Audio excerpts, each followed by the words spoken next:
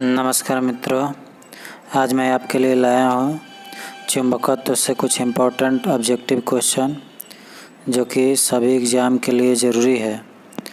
तो आपसे यह अनुरोध है कि आप इस वीडियो को शुरू से लेकर अंत तक देखें और प्रैक्टिस करते रहें, क्योंकि ऑब्जेक्टिव बहुत ही इम्पोर्टेंट हो गया है आजकल के एग्ज़ामों के लिए।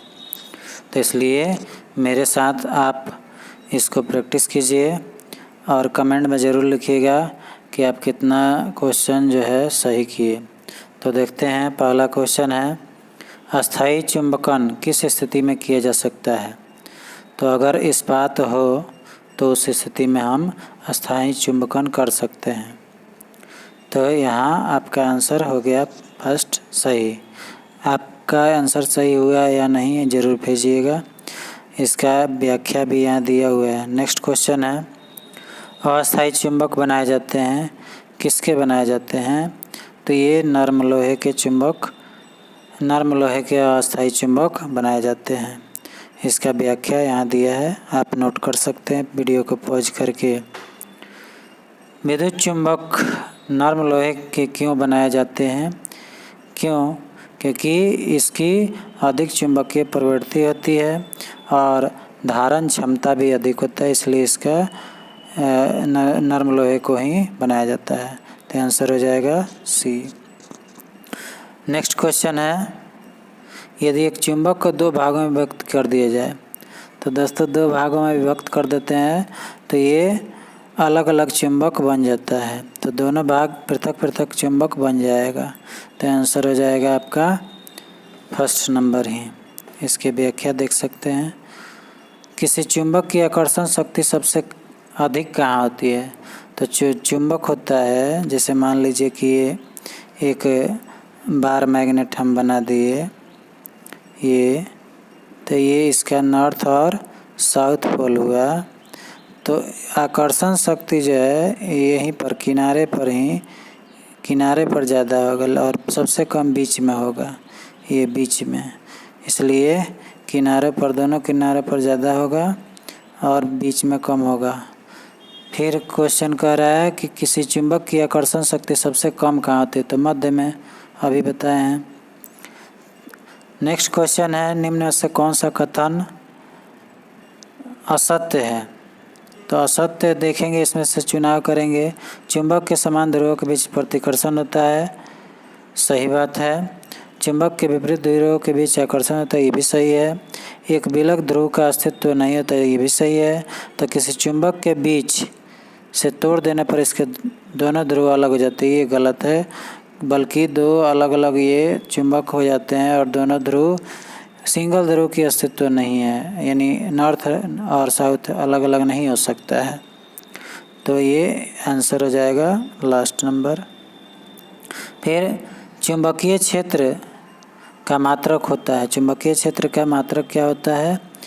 तो देखेंगे यहाँ पर गॉस जो है चुंबकीय क्षेत्र का मात्रक होता है। चुंबकीय फ्लक्स का मात्रक क्या होता है? तो चुंबकीय फ्लक्स का मात्रक जो होता है वो वेबर होता है। ठीक है, इसका डिस्क्रिप्शन दिया है। फिर निम्नलिखित में से कौन लौ चुंबकीय पदार्थ नहीं है। तो लौ चुंबकीय पदार्थ जो है, इसमें आप देख सकते हैं ये तांबा जो है लौ चुंबकीय पदार्थ नहीं है। तो इस तरह से ये 10 क्वेश्चन है। नेक्स्ट क्वेश्चन के लिए हम देखते हैं। फिर नेक्स्ट क्वेश्चन है, निम्नलिखित में से कौन अनुचुंबकीय पदार्थ है। तो ये ऑक्सीजन होता है अनुचुंबकीय पदार्थ, इसका आप डिस्क्रिप्शन देख सकते हैं। उसके बाद है, लौ चुंबकीय पदार्थों के भीतर परमाणुओं के असंख्य अति सूक्ष्म संरचनाओं को क्या कहा जाता है। तो ये डोमेन कहा जाता है। ठीक है, और इसकी जो परमाणु होती है 10 के पावर 18 से लेकर 10 के पावर 21 तक होती है। नेक्स्ट क्वेश्चन होगा, फिर देखिए वहीं क्वेश्चन आ गया 10 के पावर 18 से 10 के पावर 21। आंसर हो जाएगा, यानी एक डोमेन में परमाणु की संख्या 10 के पावर 18 से 10 के पावर 21 होती है। नेक्स्ट क्वेश्चन है, अस्थायी चुंबक जिस पदार्थ का बना होता है वो होता है। तो ये फेरोमैग्नेटिक फेरोमैग्नेटिक पदार्थ का बना होता है। मुख्य रूप से निलंबित चुंबकीय सुई किस दिशा में टिकती है? तो ये उत्तर और दक्षिण दिशा में।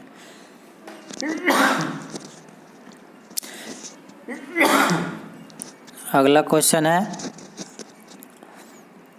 चुंबकीय कंपास की सुई किस ओर इंगित करती है? तो उत्तर दक्षिण दिशा में।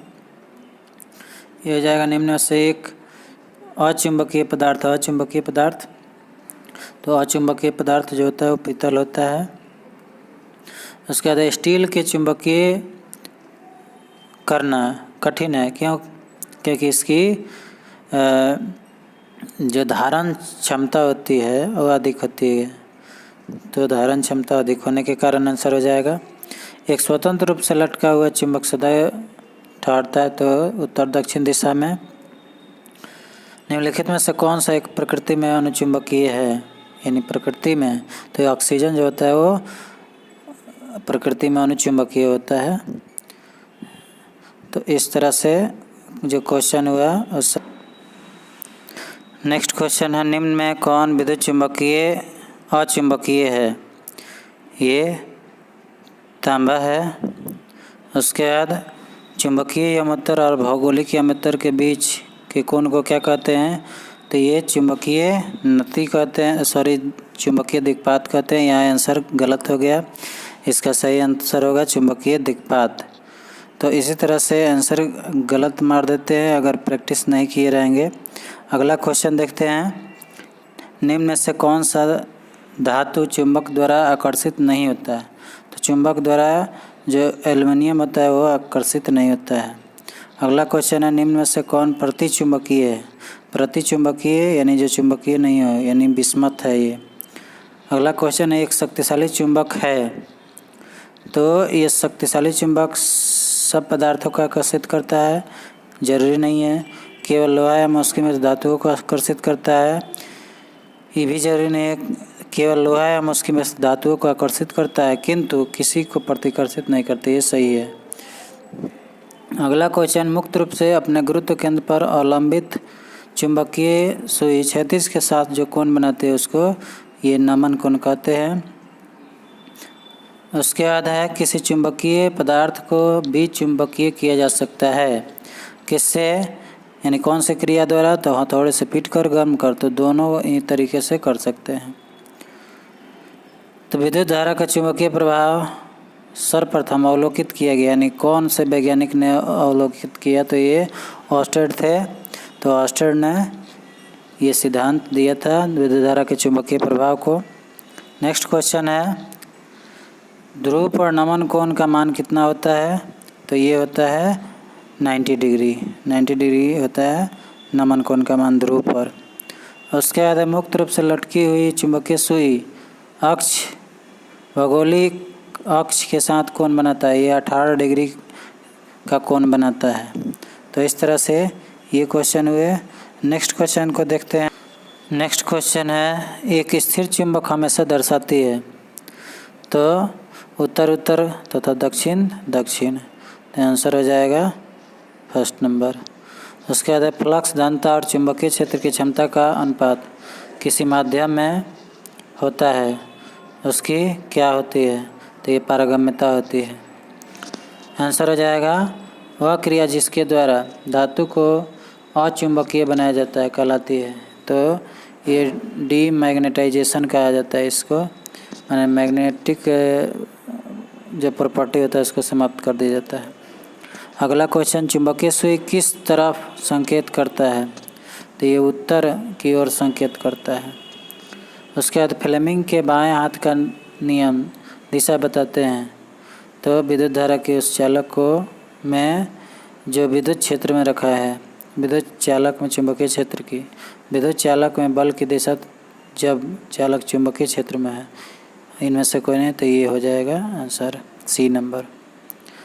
निम्नलिखित कथनों में असत्य कौन है? असत्य चुनना है। तो किसी चुंबक के आसपास चुंबकीय क्षेत्र होता है, सही बात है। विद्युत चुंबकीय प्रवाह की खोज का श्रेय ऑस्टेड को है, सही है। यदि कंपास सुई को चुंबक के निकट रखा जाए तो उत्तर दक्षिण दिशा में न रुककर किसी विशेष दिशा में व्यवस्थित होती है, ये भी सही है। किसी विद्युत धारा के आसपास चुंबकीय क्षेत्र उत्पन्न नहीं होता है, ये गलत है क्योंकि होता है। तो ये आंसर सही हो जाएगा। विद्युत चुंबकीय प्रेरण के नियमों का उपयोग निम्न से किसको बनाने में किया जाता है? तो ये विद्युत जनित्र बनाने में, यानी जनरेटर बनाने में। अगला क्वेश्चन है, डायनेमो का कार्य सिद्धांत निम्नलिखित में से किससे संबंधित है? तो डायनेमो जो होता है यांत्रिक ऊर्जा को विद्युत ऊर्जा में परिवर्तित करता है, तो इसका आंसर 4th हो जाएगा।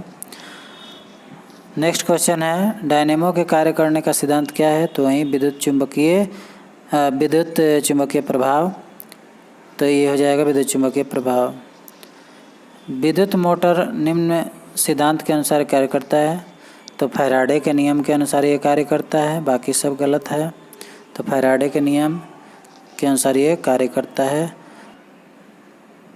नेक्स्ट क्वेश्चन है, ट्रांसफार्मर के क्रोड बनाने के लिए निम्नलिखित पदार्थों में कौन सा अधिक उपयुक्त होता है? तो ये नर्म लोहा होता है। उसके बाद है, ट्रांसफार्मर का सिद्धांत आधारित है, तो ये विद्युत चुंबकीय प्रेरण के सिद्धांत पर कार्य करता है, तो 2 नंबर ऑप्शन हो जाएगा। ट्रांसफार्मर क्या है? तो ट्रांसफार्मर जो है वो AC वोल्टता को घटाता बढ़ाता रहता है, इसलिए इसका जो ऑप्शन होगा वो B नंबर हो जाएगा। लेंज का नियम जो होता है वो ऊर्जा संरक्षण के संबंधित होता है, इसलिए आंसर हो जाएगा C। यदि किसी चुंबक का तीसरा ध्रुव हो तो तीसरा ध्रुव क्या कहलाता है? तो ये परिणामी ध्रुव कहलाता है। उसके बाद पृथ्वी एक बहुत बड़ा चुंबक है, इसका चुंबकीय क्षेत्र किस दिशा में विस्तृत होता है? तो ये होता है दक्षिण से उत्तर की ओर। अगला क्वेश्चन है, लोहा का क्यूरी ताप कितना होता है? तो लोहा का क्यूरी ताप जो होता है वो 780 सेंटीग्रेड होता है। अगला क्वेश्चन है, चुंबक निम्नलिखित गृह उपकरणों में किसका अत्यावश्यक भाग है? तो बुलाने की घंटी यानी इलेक्ट्रिक बेल, पंखा, धुलाई मशीन, ये सब में चुंबक का कार्य होता है, इसलिए सब होगा सही। नेक्स्ट क्वेश्चन है, विषुवत रेखा पर नति कोण या नीति कोण दे दिया है, नति कोण होगा का मान जो होता है वो 0 होता है।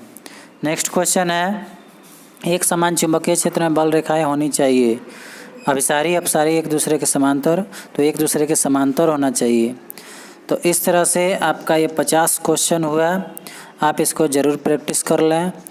इसमें से बहुत सारा क्वेश्चन जो है ऑब्जेक्टिव में पूछा जाता है, अतः आप प्रैक्टिस में लगे रहें। ऑब्जेक्टिव के लिए प्रैक्टिस ज़रूरी होता है, जितना प्रैक्टिस कीजिएगा आपको ऑब्जेक्टिव क्लियर रहेगा और आप परफेक्ट आंसर मारिएगा।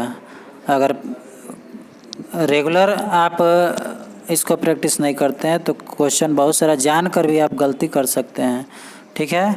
तो